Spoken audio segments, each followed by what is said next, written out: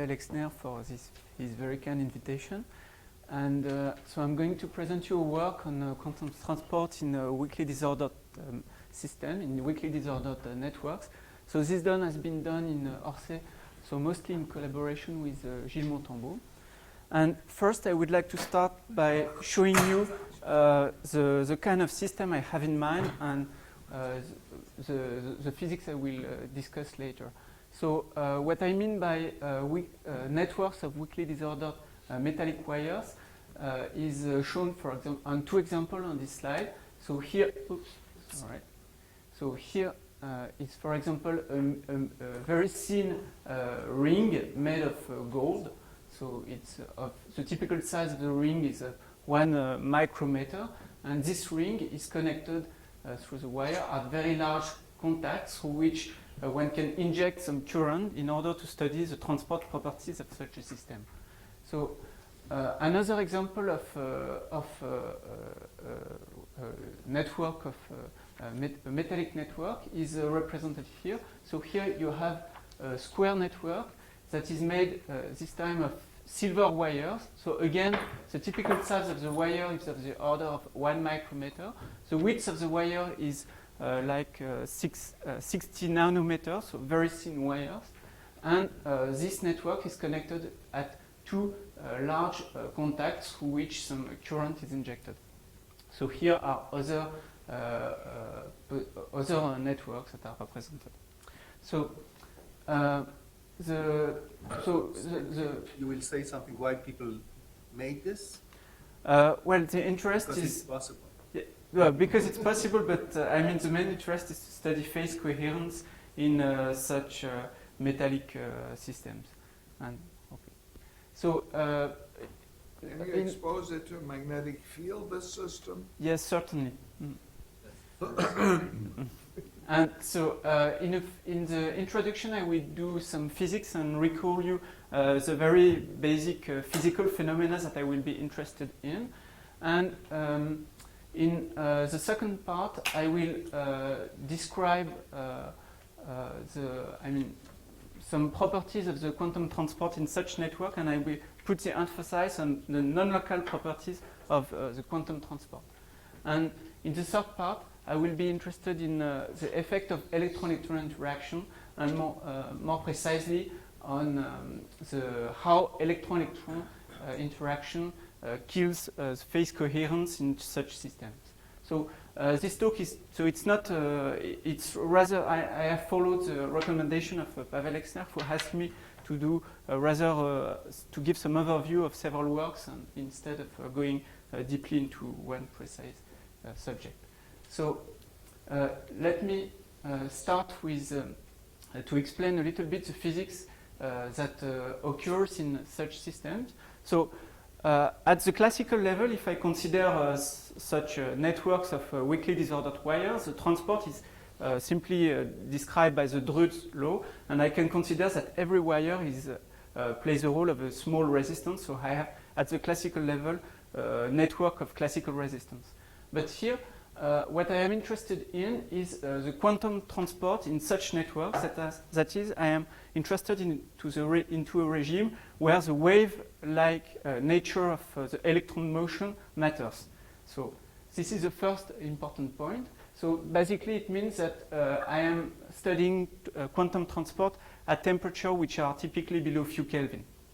And the second important ingredient is the disorder, because in the networks I was showing you in the first slide, the metal is not a perfect crystal, but is always subject to present some defects, impurities or structural defects, and therefore the waves are scattered by this defect. So the two basic important ingredients are first interference effect in the presence of disorder.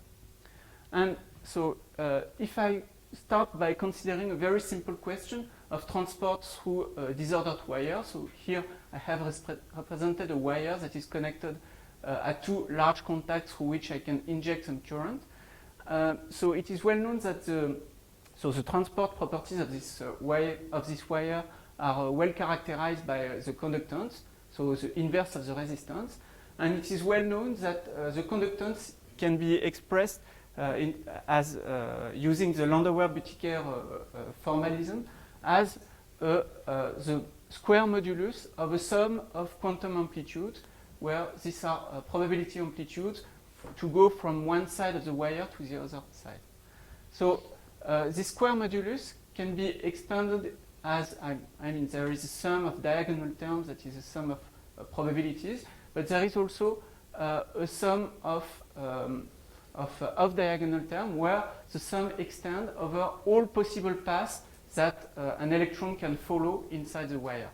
So now an important information is to have in mind that in real metal, in the metal we are interested in, we are in a regime which is said to be a weak disorder regime, that is a regime where the Fermi wavelength is much smaller than the elastic mean free path between successive collision of the electron over the random potential. So in this regime, the amplitudes associated to the electronic path inside the disordered medium have a very large phase that varies extremely rapidly from when I just change slightly the path.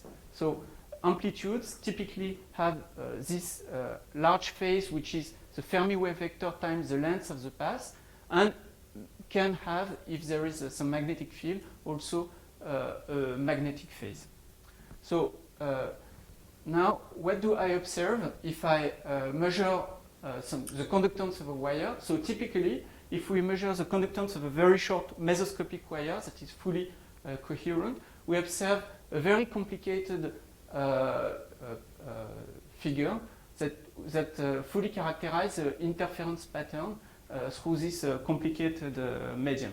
So in order to observe the interference figure, I have to vary some parameter, and a convenient parameter that can be varied is indeed a magnetic field. So this interference parameter is, in a sense, equivalent to the figures that I obtained in interference through a double slit experiment. But here, the medium through which interference occurs is much more complicated, and this is why I have a much more complicated figure.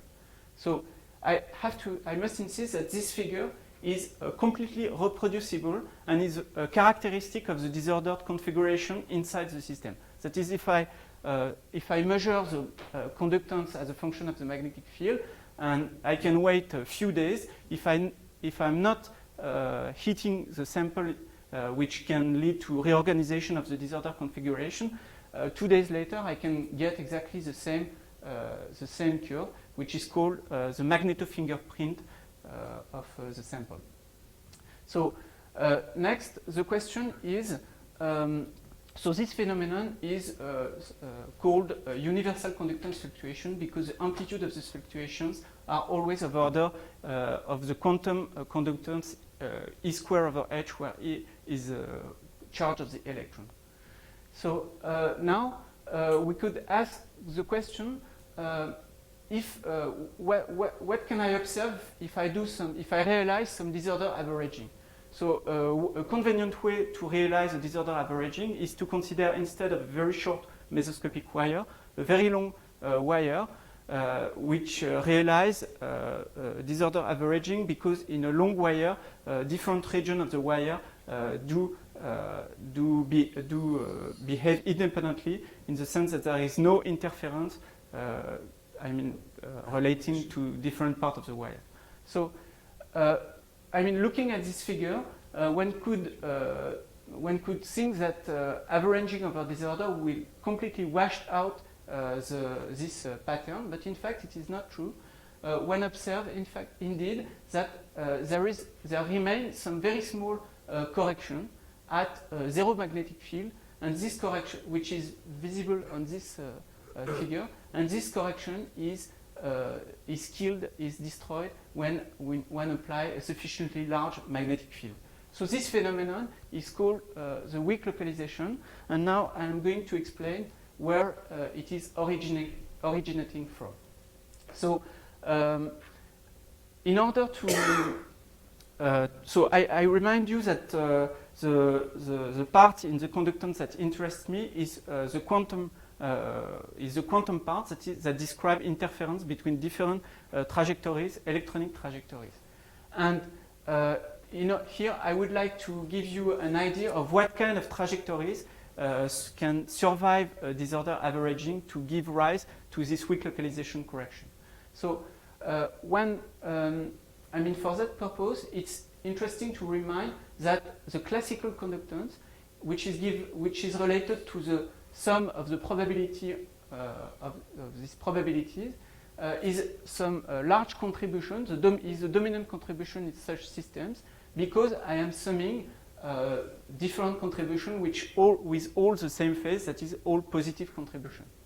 And this gives me an idea of what kind of contribution should be kept in order to have something that survives disorder averaging.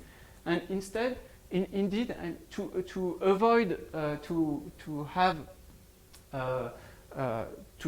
consider avoid a too large phase when I pair different trajectories, I want to avoid too large phase mismatch, and this can be achieved if starting from one side of the sample I follow a given sequence of impurity and I form a loop, and at some point in the loop I reversed one of the trajectory. So then the phase mismatch is only due to the small crossing which appears here. So this kind of interference between such trajectories, so it describes interference of reverse trajectories, reverse loop. This is precisely the typical interference contribution that give rise to this localization correction. So let me now give you a few properties of this weak localization. So first important property is that it is a small correction. So it's much smaller than the dominant Drude contribution. And indeed, this is due to this very small phase mismatch here. And a second property is that considering the conductance of the wire, this is a negative contribution. So this is it describes the interference of reverse path, describe increase of the backscattering, therefore decrease of the conductance. So a third property is that it is a coherent contribution. So indeed, it's part of the interference term, that is, it's a quantum contribution which describes interference between reverse paths, which is clear on this small picture. And this is the main interest from the experimental point of view, is that it provides some experimental probe in order to study phase coherence in disordered metals. And the last property is that this weak localization correction is magnetic field sensitive, and which is also rather clear on this little figure, because when I add the magnetic flux, if I add magnetic flux along this part of the sequences, then the magnetic flux here cancel. But because I have reversed one of the trajectories along the loop, then the magnetic flux associated to the loop adds. Therefore, this makes this weak localization correction sensitive to a magnetic field, which is the way it is measured experimentally. So now it is clear that if in order to study interference effect, very convenient systems are networks, because I can therefore, in this case, realize some interference corresponding to trajectories going in different arms of the system.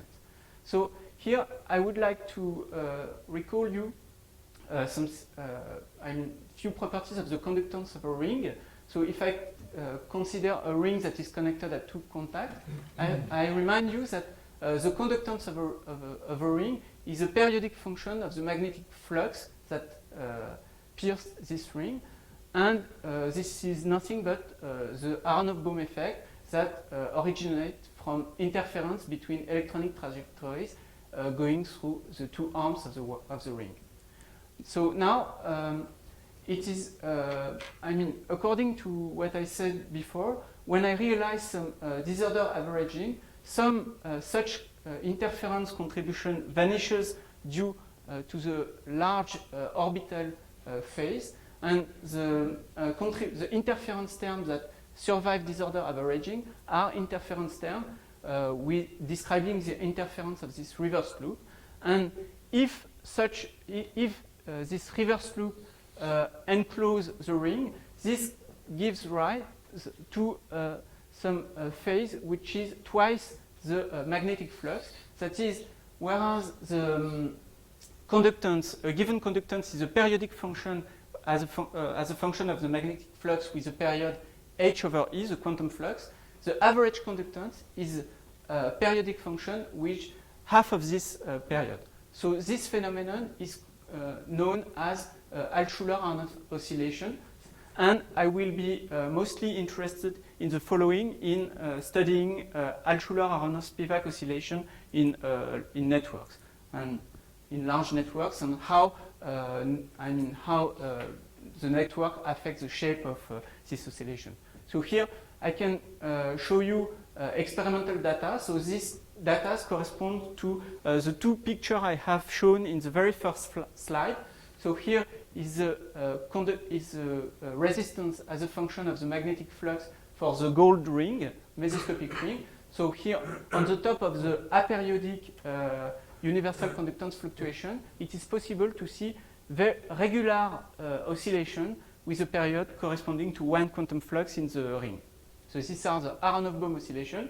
And now if we consider a very large network such as the silver network I was showing, then this Aronoff-Bohm oscillation disappears, and what is left is a much more regular curve as a function of the magnetic flux, and the period of this curve is clearly on this picture half of the quantum flux. Okay. So now I would like to discuss more into detail the quantum transport in networks, and I would like to emphasize on the non-local properties of this quantum transport. And so in principle, so is it obvious why it's half rather than one? Or you will say something about this? Sorry, what? You said the period was half quantum flux rather than one. Yeah. Say something about this? Yeah. It's from this little picture. I mean, Aronoff-Bohm oscillation is interference between trajectories that goes through the two different arms. Okay, so the two trajectories together enclose one quantum flux.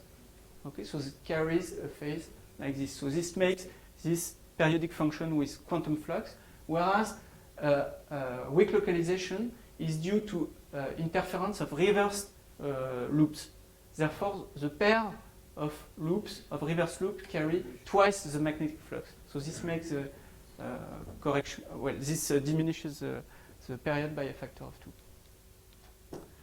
So in principle, all this. So in the rest of the talk, I will be mostly interested in weak localization, correction. Well, but more or less the same ideas would apply also to Aronoff-Bohm oscillation of universal conductance fluctuation. So in principle, I mean, these quantities are given by a diagrammatic method, but I'm not going to these details.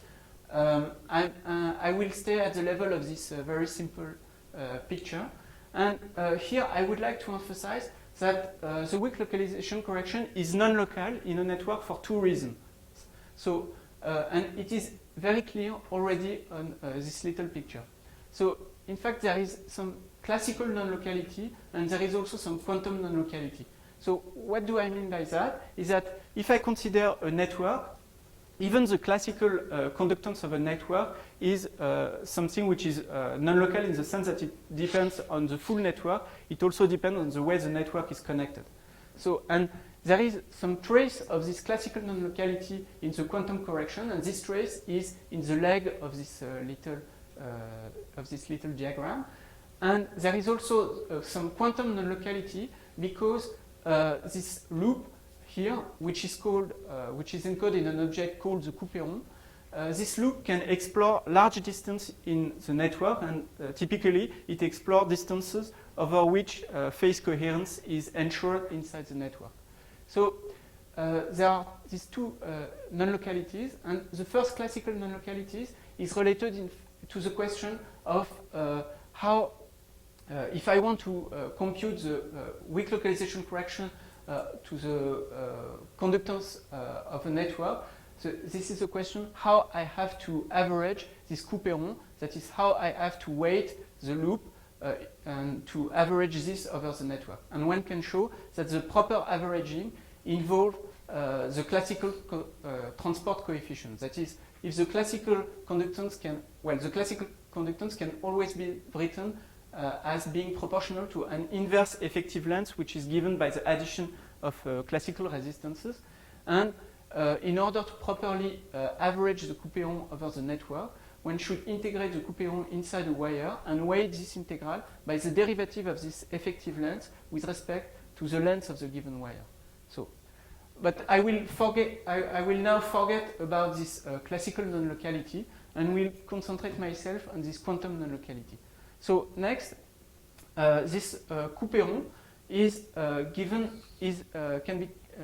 by some Green function of the Laplace operator in the system, and since I am considering a network of quasi one-dimensional wires, in fact, the diffusion inside the wire is effectively one-dimensional, and therefore I am left with a problem of studying the diffusion in a network of strictly one-dimensional wire. But one should have in mind that at the root of the problem there are wires which are really quasi one-dimensional and not strictly one-dimensional. So now here I just want to emphasize that okay, so it is rather obvious that the classical transport is described by a diffusion problem because Ohm's law is related to diffusion. It's related to the fact that electron performs some diffusion motion. But here I want to emphasize that also the quantum transport is related to properties of the diffusion in the system. So precisely, the weak localization correction to the conductivity is related to the Green's function of this Laplace operator. So here I have also included the effect of the magnetic field through the vector potential, and which can, if you prefer, be written as the Laplace transform of this object, which is a little bit like a probability, which obeys this like covariant-like diffusion equation.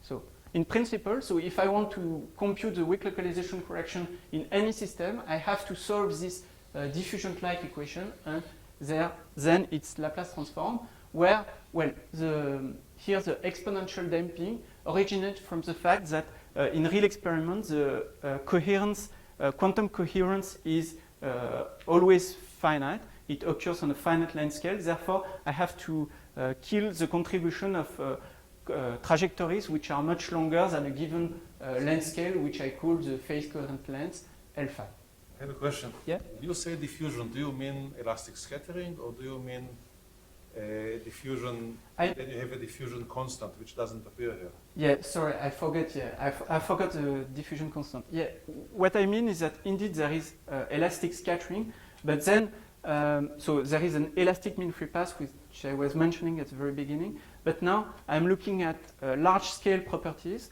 on which I can forget this. I mean, I'm going from random walk to diffusion.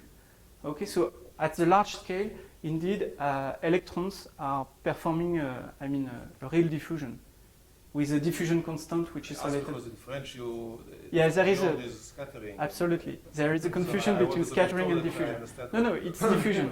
It is diffusion. On the left-hand side, there is the diffusion operator. Forget this A field. It's a diffusion operator. It's not a Schrödinger operator. Yeah. Up to a constant diffusion constant, which he has left out. So here it's indeed the diffusion operator. There's no H bar. I mean, he has an H bar equal to D equal to 1, but there's no I in. So this you can see. Okay, it's not. thanks. Yes, you are. Okay. So here, So again, now I have to study the diffusion in the network. Okay. So here I would like to introduce some very convenient tool in order to attack such problem, which is the spectral determinant. So indeed, what I said is that the Couperon here it's not written. Here it's the Green's function of this Laplace operator with some spectral parameter, and it is clear that if I integrate the Couperon over the system, in fact what I get is a trace of this operator, and this trace can be rewritten as a derivative of the trace of the log of the operator with respect to the spectral parameter, and I can again play and reverse the order of the trace and the log, and I am left with the log derivative with respect to the spectral parameter of an object that I formally write as determinant of gamma minus the Laplacian, and which I call the spectral determinant. So for a regular graph, I mean the weak localization is directly proportional to the log derivative of the spectral determinant. So again, I remind you that this spectral parameter is related to the inverse square of the phase coherence length. So why it is interesting to introduce this spectral determinant is because in networks there is very convenient expression, there is a close expression for the spectral determinant. So in principle, I am studying diffusion in a network of one-dimensional wires, so the Laplacian acts on a space of infinite dimension. However, it is possible to show that the spectral determinant can be related to the determinant of a finite size matrix, which is defined here, and which has the dimension of the number of vertices. And this matrix encodes all the information about the network. So that is, it encodes the topology of the network through the connectivity matrix. So the connectivity matrix has element 1 between vertices that are connected by a bond, and 0 if vertices are not connected. It encodes the lengths of the wire inside this hyperbolic function, so the spectral parameter, and also magnetic fluxes in off-diagonal element. And the last point, it also encodes the way the network is connected to the external through this parameter lambda alpha, which are taken to be 0 for internal vertex, and which are infinite for absorbing vertex, that is when the network is connected to a reservoir. So to connect this to the talk we have seen yesterday, it means that at the vertices of the network, in fact, I impose some mixed boundary conditions. That is, that at the vertex alpha, the sum of the derivative of the function on which act the Laplacian is proportional to lambda alpha times the function itself. Okay, and I have also continuity of the function.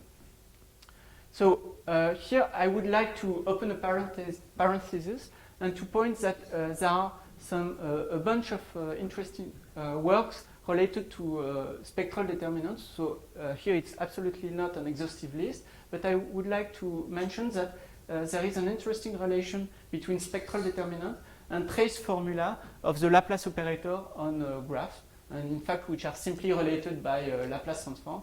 And this original trace formula was due to Roth in the 80s.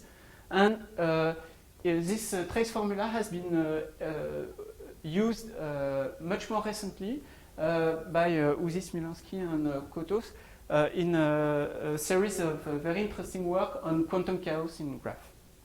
So I would like also to mention that I was discussing spectral determinant of the Laplacian on a graph, but it is also possible to obtain some very compact similar expression for the spectral determinant of the Schrödinger operator, or the Hill operator on a network. And we can also consider not only these simple boundary conditions, which are more natural for the diffusion problem I am interested in here, but also the completely general boundary condition.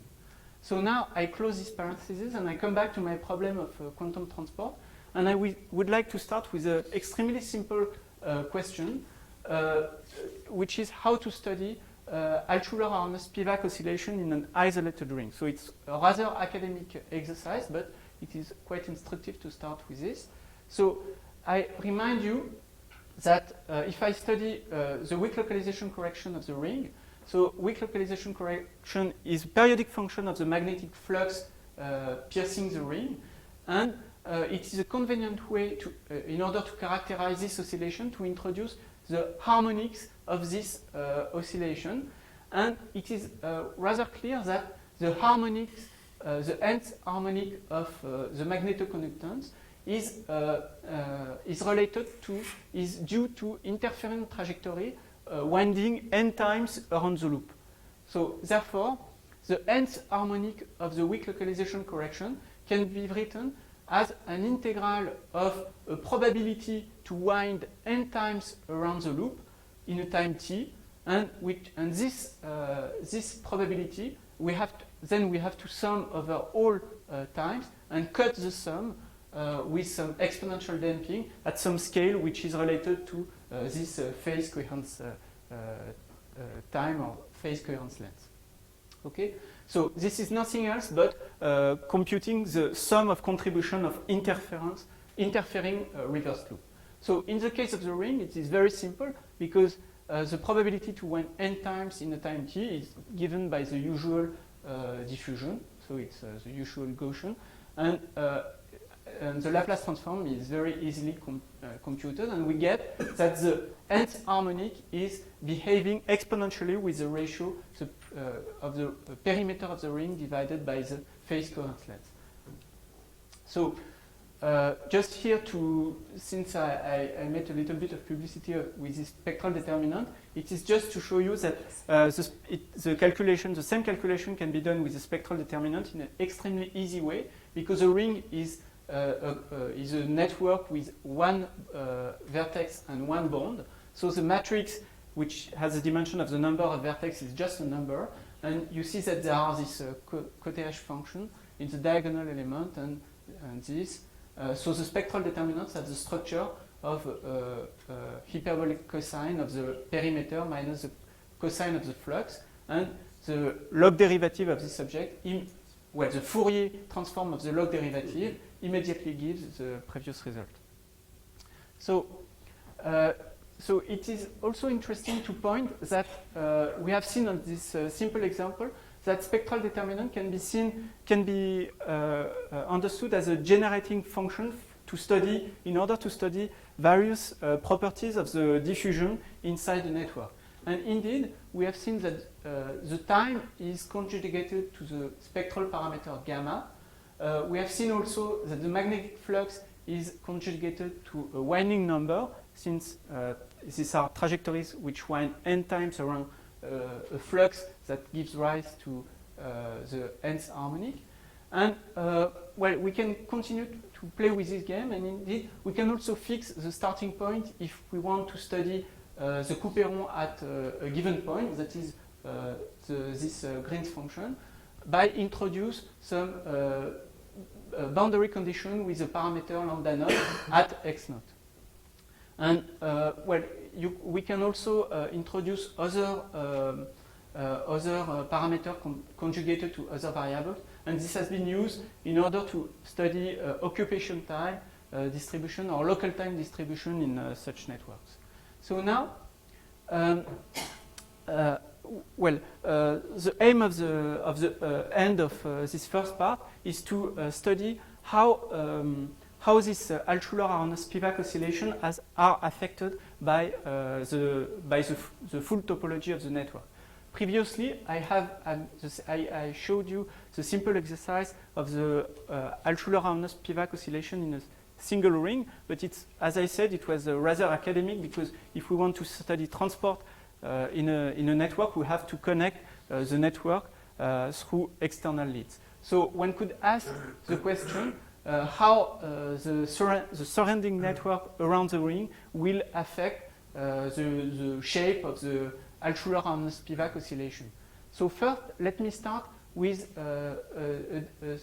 at first sight slightly different question, which is to study the winding in a ring which is connected to a long arm.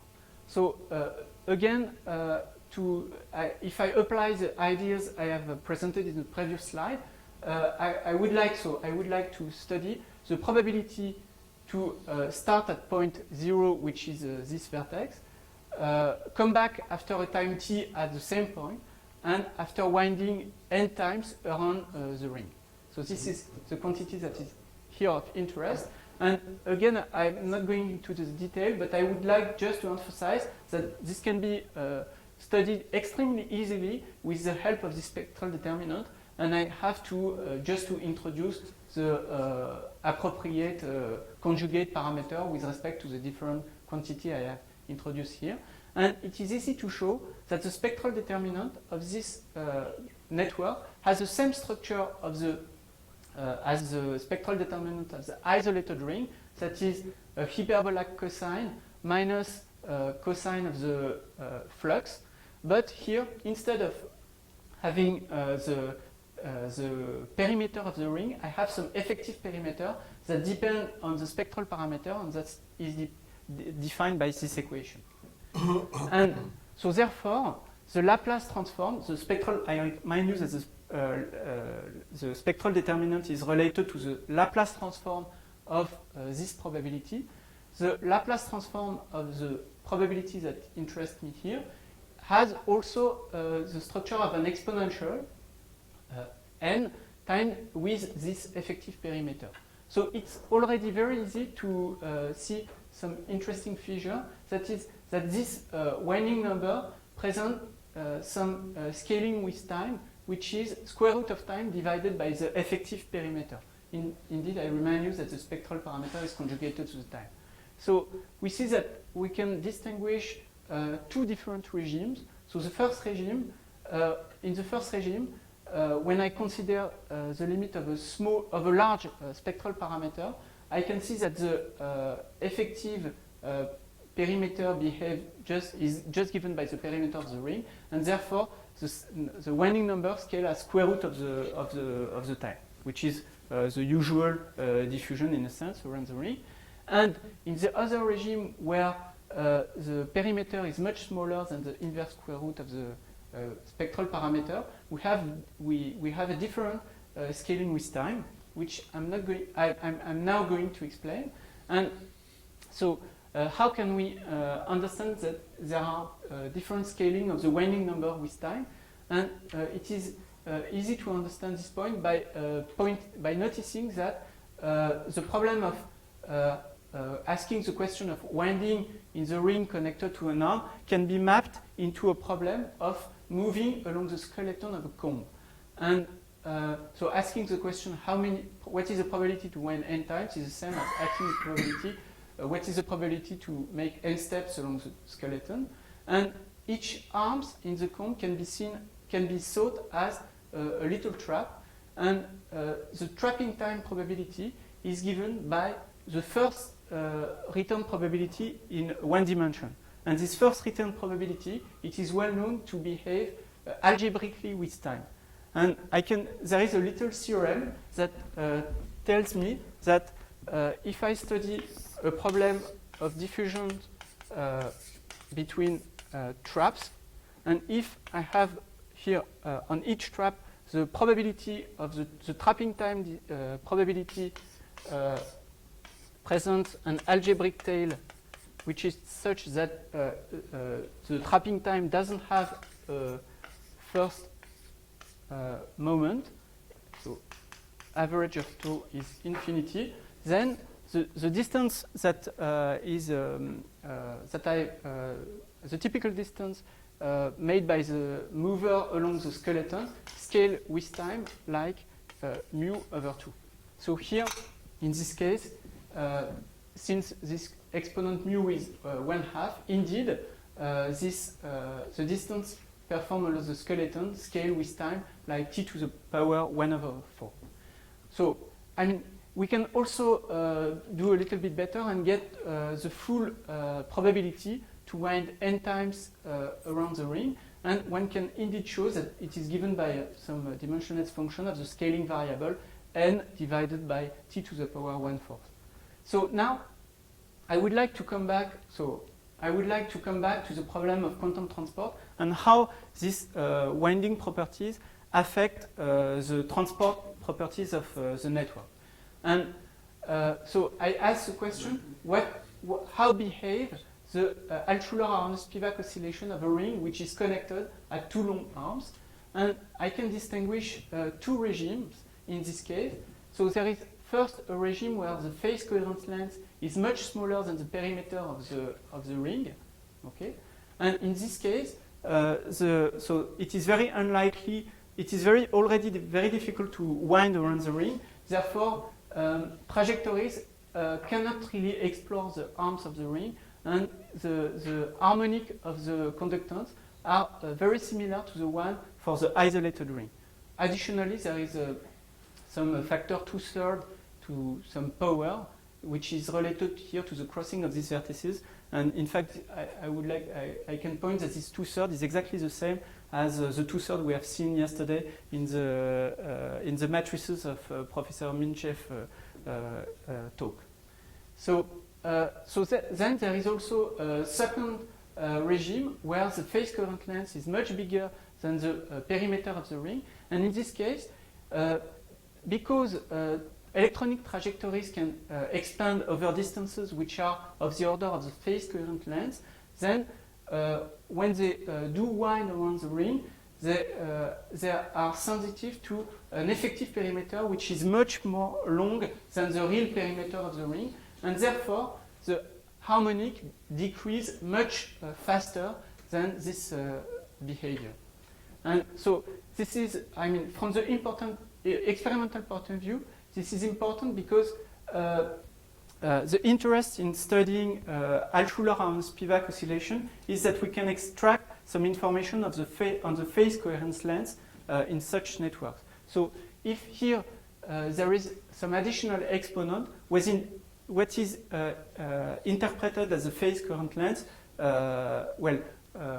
one should take into account this exponent in order to correctly interpret experiment in order to extract correctly some phase coherence length. So since time is going on, we can play with this game in other geometries. I'm going to skip that. Just here, I would like to look at a comparison with experiments. So there are some experiments realized in very large square networks.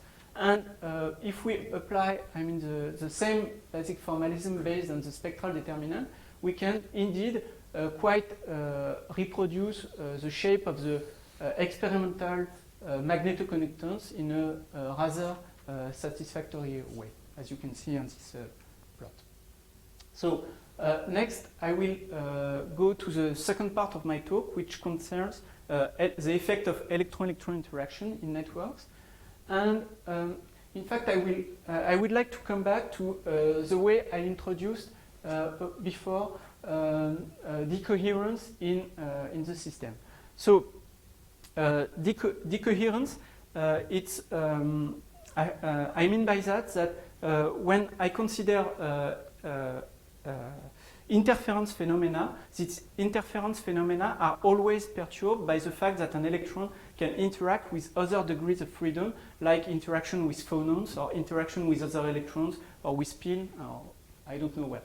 So in order to introduce this, to take into account for the fact that phase coherence is limited in real samples, what I have done before was to tell you, okay, the weak localization correction is the sum of contribution of interfering reverse loops, and I have cut this sum by hand by introducing some exponential damping related to some time scale tau phi, which is a phase coherence time.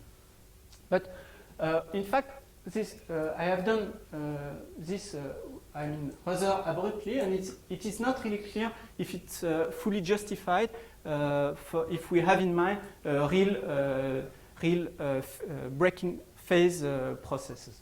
And indeed, if we consider the case of the phase breaking mechanism as electron-electron interaction, it turns out that this simple procedure is not correct.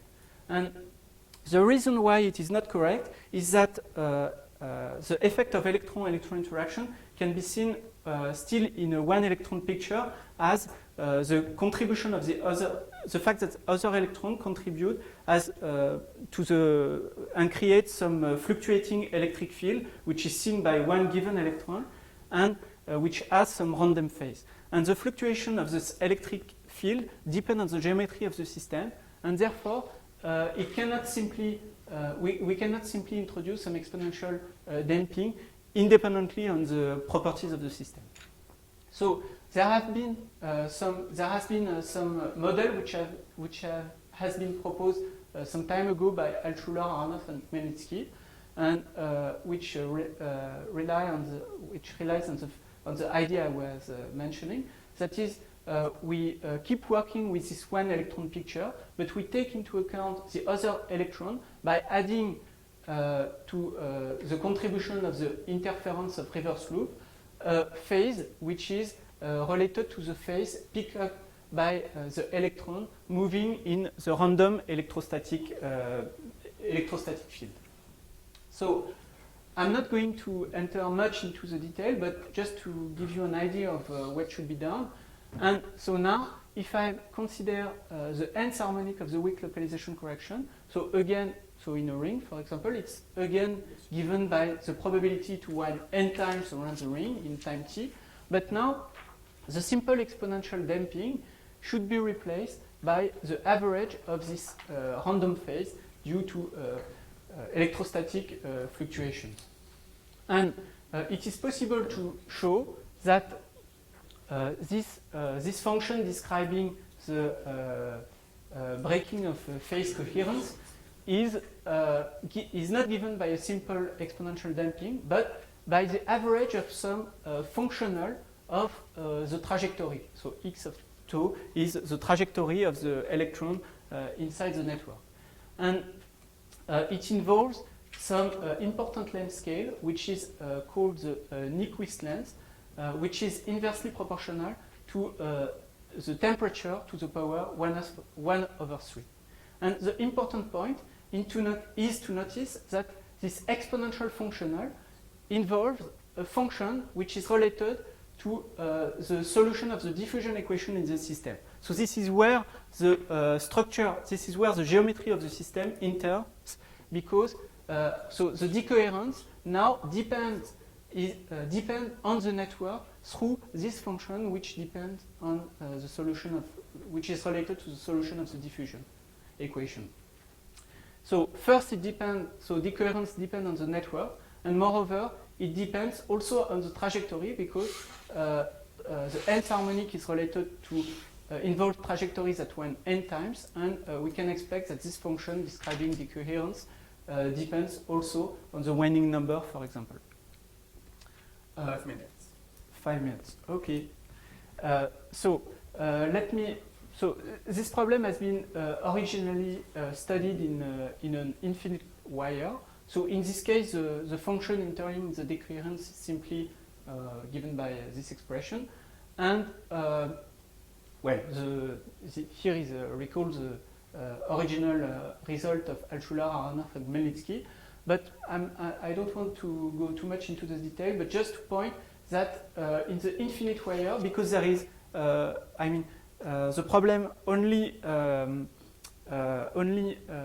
include one length scale, which is the Nyquist length here, through the function describing decoherence. In fact, we can show that relaxation of phase coherence also occur on a time scale which is given by the Nyquist time, which is related to the Nyquist length in this way. So that is, which is proportional to the temperature to the power minus 2/3. In a ring, in fact, this problem can also be studied, and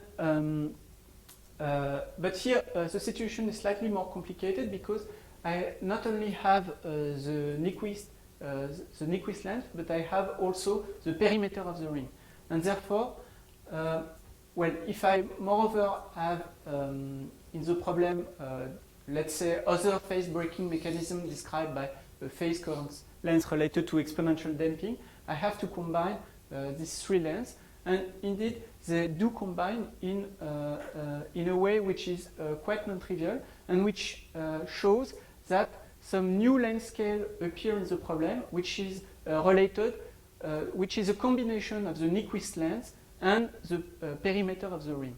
So this new length scale is related, so as I said, is behaving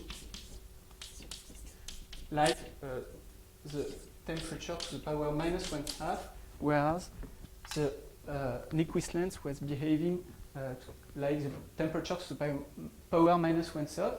And indeed, the modification is more clear to see if we consider the case where there is the only phase breaking mechanism is electron-electron interaction. And indeed, one can show that the harmonic of the magnetoconductance behave, well, do involve this second length scale instead of this length scale. So the harmonics do behave exponentially with t to the power 1/2. So since I only have 2 minutes, maybe I can tell you the origin of this new length scale. So the origin of this new length scale is can be explained rather simply with the Johnson-Nyquist theorem. So indeed, phase coherence, so decoherence is due to fluctuation of the potential, and fluctuation of the potential are characterized by Johnson-Nyquist theorem.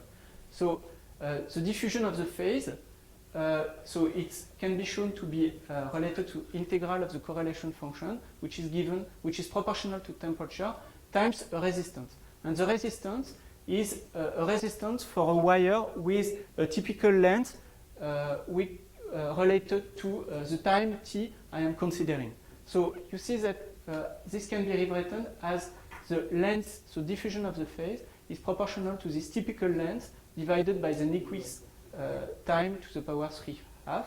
And I can distinguish two regimes, where a diffusive regime where this typical length scale behaves like square root of t, and in this case the diffusion of the phase involves the Nyquist time, and an ergodic regime where the typical length scale is the perimeter of the ring itself, and therefore in this case we see that the diffusion of the phase involves this new time scale related to this length scale.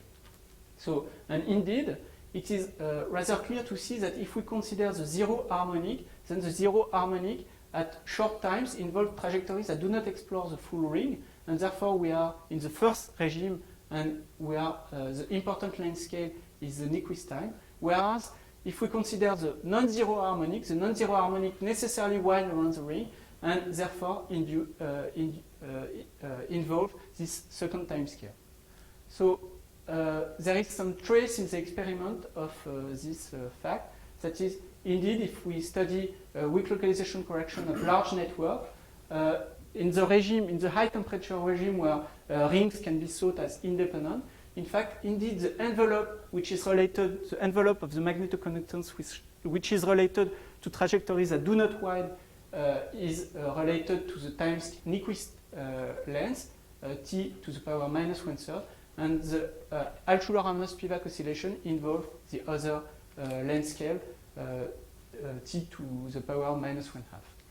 So we can also play the game in with other geometries, but I'm not going to enter this. If you continue, no, you can continue, stop. but then there will be no questions. Yeah. So it's your choice. No. Either you continue 5 more minutes and there are no questions, or you give some time to questions. No, I stopped. So I just wanted to mention also some other contribution, but I'm not going to mention. And here is a list of some works covered by the presentation. So thank you very much.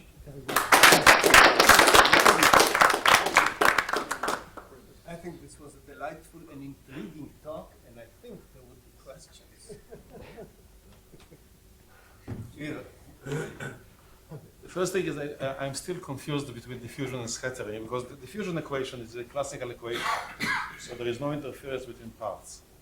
The operator which you have there is the Wiener operator, and it is not the Feynman operator. So how do you get? Yeah, no, sorry. It's because, in fact, I have skipped many details. It's, I mean, what I showed is that weak localization correction is, well, I draw these little pictures, okay? But, I mean, these little pictures are coming, I mean, from, well, it's diagrammatic method. So, in other terms, they are related to certain class of diagrams. And so, in another way to draw this kind of picture is to consider, for example, conductivity, okay? And so this picture is really equivalent to the following picture, where here I have a diffusion, here I have a couperon. Yeah, but I Okay, think and this object. Your language. I think you're using language that many of us don't know. Yeah, but I think that So try to answer all of okay, us. but and this part, if you want, or this part, can be shown to obey to a diffusion equation. But I'm this asking is this because it is a ladder. This is a ladder diagram, the set of. I'm asking this because we are here talking. If we talk about graphs and quantum graphs, then on quantum graphs you can have quantum evolution without any diffusion, and then the disorder which you have might be used. If you have lengths which are non-commensurate, is when you either average over energy, over the wave number, or if you average, so this is what you do in quantum chaos, you take a fixed system and you average over energy, or if you want to introduce disorder, you can change average over the length, distribution of lengths. After all, your grid is not Yeah, but perfect. here. So my question really is, and this is the question, if you do what I am suggesting, will you get any essentially different results than what you did so far? So what you have in mind is networks with ballistic wires. Exactly. Okay, so then Graphs. yeah. But I have in mind wires, metallic wires with diffusive. But I don't know the. It is a question. It's not a statement. Well, I guess so, but I don't know how to do this. But because I mean, we know that also in ballistic system, in the chaotic regime, I mean, quantum transport coefficient also presents some weak localization correction. Of course. So I guess chaos. there should be some similar contribution, but I don't know how to study in this framework this kind of quantity in such ballistic chaotic graphs. No. Other questions? And I have a question. That's what you want to I think at least some part of the audience here are mathematicians, and I think they would, particularly me, I would be more interested in understanding the conceptual issues rather than the many beautiful phenomena that you succeeded in explaining. So I would be really very happy if you would explain to me. So this weak localization appears to do a miracle, right? It starts with the Schrödinger equation and it ends up with the diffusion business.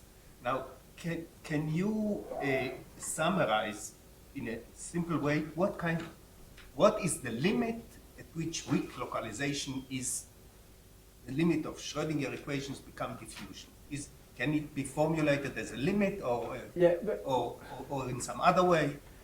It's not really that the Schrödinger equation becomes diffusive equation, because what we are studying is an object, which is represented here, which is not a wave function or one particle Green function, but it's a two particle Green function.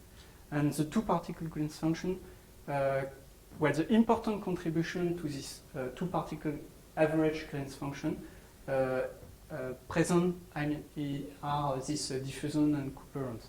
And I mean, well, the limit in which this diffusion equation appears is this weak disorder limit where this KF LE is much bigger than 1. So for example, would this still be a correct limit at T equals 0, at 0 temperature? Temperature. For example, is at T equals 0, I mean, everything is coherent. So there is no loss yeah, of coherence. So in principle, if I'm thinking at a disorder, it's a static disorder, so there is no temperature. But we know that well, in practice, we have to. I mean, there should be some phase breaking mechanism. Otherwise, there are some. I'm not a practical person. Yeah. So no practice. I'm just in a theoretical question. At T equals 0, Yeah. then the whole system is just one big atom, and that's it. There is nothing to be done. There is no diffusion or Cooperon. I don't know. So probably what you are describing is some limit. I don't know. He's getting excited. No, but everybody wants to have coffee. We can discuss it later. Okay, so I think it's right to cut it. Let's thank. I want to make two quick announcements. Sorry. First of all, about publication.